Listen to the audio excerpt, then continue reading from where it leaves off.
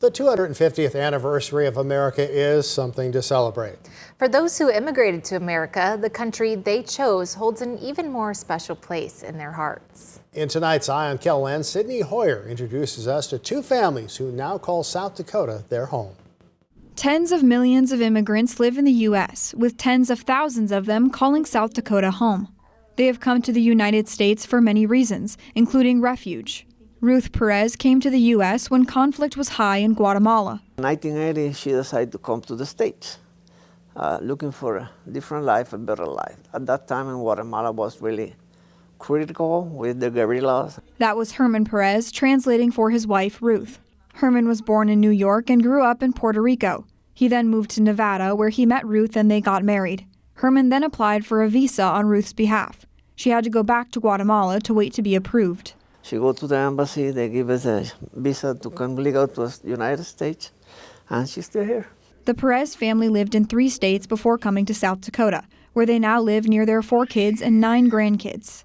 Herman is a pastor, so the family moved where their ministry led them. The Lord brought us here to Sioux Falls 10 years already.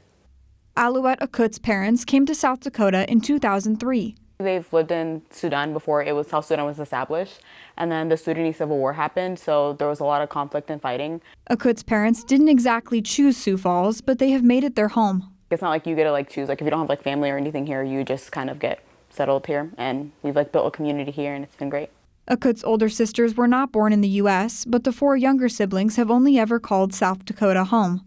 Her experience as the child of immigrants has shaped her. I'm a really independent person because I kind of just have to figure it out because they're not fully understanding of the education system and how it works. Despite those challenges, Akut graduated high school and received a full-ride scholarship. Next year I plan to attend Columbia University in New York City, and I plan to major in neuroscience and also public health. Because they immigrated, her parents have had a front-row seat to Akut's success. They're proud that I put in the hard work. They're not really the type that pressure me no, you have to do this, you have to do that. So I think they're proud to see me taking my own initiative.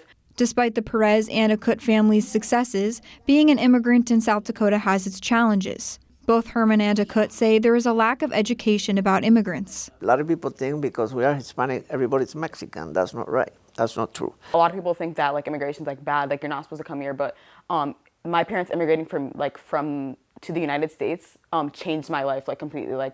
I sometimes think about it as what would my life be like if my parents never immigrated here. For Herman and Akut, no matter where someone comes from, positivity and unity can bring people together. Having a positive view on immigration, these people are trying to start over and make better for themselves. It's amazing how we can live together and praise God together. That's something really beautiful.